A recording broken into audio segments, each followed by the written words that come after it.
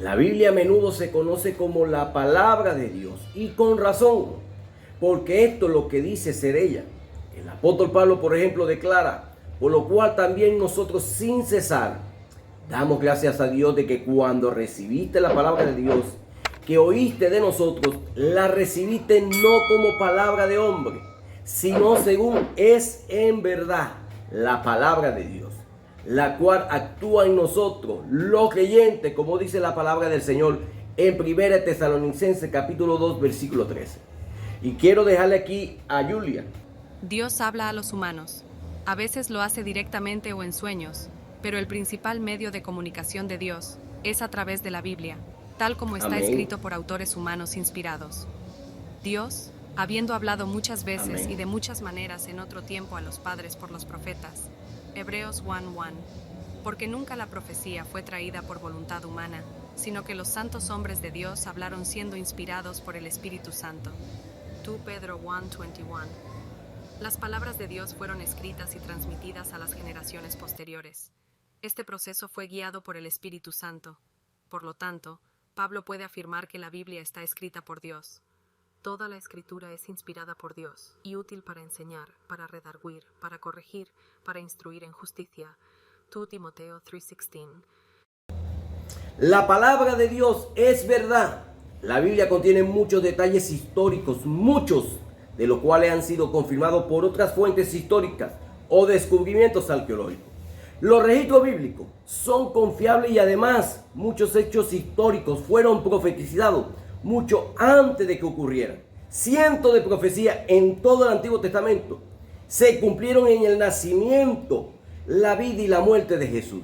Por ejemplo, en el libro de Miqueas capítulo 5, versículo 2 leemos acerca de Belén como el lugar de nacimiento de un gobernante cuya venida es desde la antigüedad, que encaja perfectamente con Jesús, como el Dios eterno que nació como un bebé humano en Belén.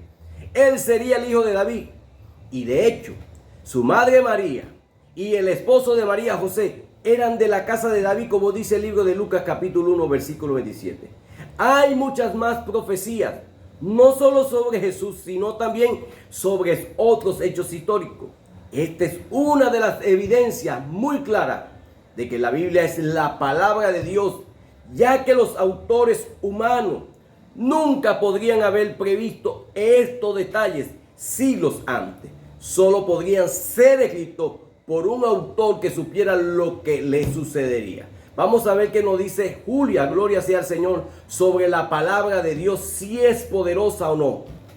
La Biblia no es solo un libro, porque la palabra de Dios es viva y eficaz, y más cortante que toda espada de dos filos, y penetra hasta partir el alma y el espíritu, las coyunturas y los tuétanos, y discierne los pensamientos y las intenciones del corazón. Hebreos 4:12. No es una fuerza aleatoria, sino que Dios la usa a propósito.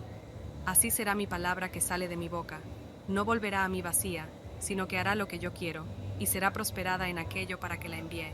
Isaías 55:11. Muchos cristianos ya han experimentado esto. La Biblia es de importancia vital porque nos confronta con nuestros pecados, nos señala a Jesús, enseña y alienta, es alimento para el alma. Mateo 4:4. Innumerables vidas ya han sido transformadas por el poder sobrenatural de la palabra de Dios. La palabra de Dios es eterna. La Biblia ha sido escrita hace siglos, pero aún es relevante y es aplicable. Nunca quedará desactualizado.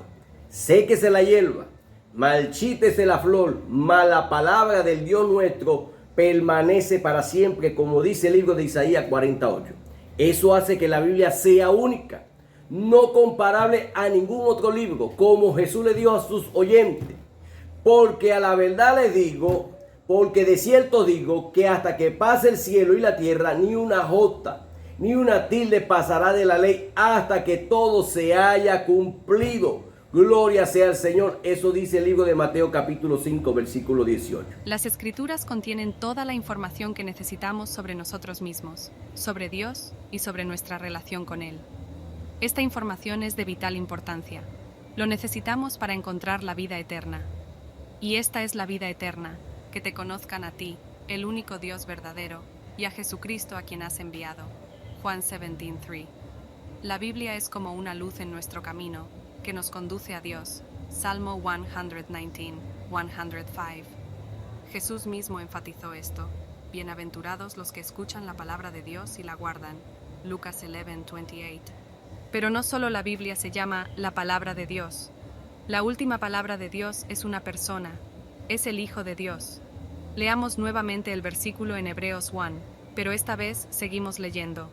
Hace mucho tiempo, en muchas ocasiones y de muchas maneras, Dios les habló a nuestros padres por los profetas, pero en estos últimos días nos ha hablado por su Hijo, a quien designó heredero de todas las cosas, a través del cual también creó el mundo.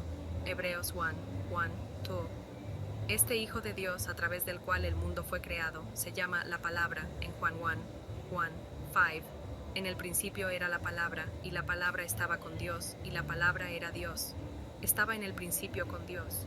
Todas las cosas se hicieron a través de Él, y sin Él no se hizo nada de lo que se hizo. En Él estaba la vida, y la vida era la luz de los hombres. La luz brilla en la oscuridad, y la oscuridad no la ha vencido.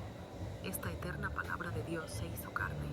Él nació como un bebé humano, llamado Jesús. Nos ha dado a conocer al Padre, Juan 1:18. A través de la Biblia aprendemos sobre la vida, muerte y resurrección de esta palabra de Dios, pero también sobre sus milagros y enseñanzas. De esa manera, nosotros también podemos llegar a conocer al Padre.